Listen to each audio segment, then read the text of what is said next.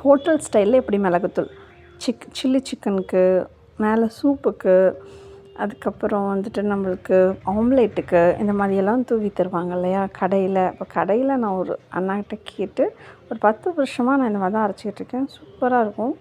Just try பண்ணி பாருங்கள். ஓகேங்களா? இப்போ நான் ஏலக்காய் போட்டுக்கிறேன். 50 கிராமுக்கு 1 ஏலக்காய் போதும். எனக்கு ரொம்ப பழைய ஏலக்காய், அதனால் நான் 2 ஏலக்காய் போட்டிருக்கேன். வெறும் வானலில் நல்லா வறுத்துருங்க.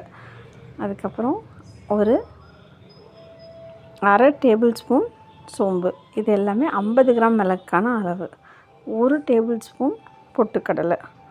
எல்லாத்தையுமே நல்லா ட்ரை ரோஸ்ட்டு தான் பண்ணுறோம். எதுக்கும் ஆயில் எதுவுமே ஊற்றுறதில்ல. ஜஸ்ட் நல்லா ட்ரை ரோஸ்ட் தான் பண்ண போகிறோம்.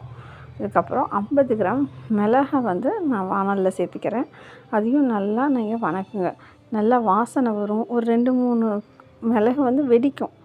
நம்ம ட்ரை ரோஸ்ட் பண்ணும்போது வெடிக்கும்போது ஜஸ்ட் நீங்கள் ஆஃப் பண்ணி விட்டுடலாம்.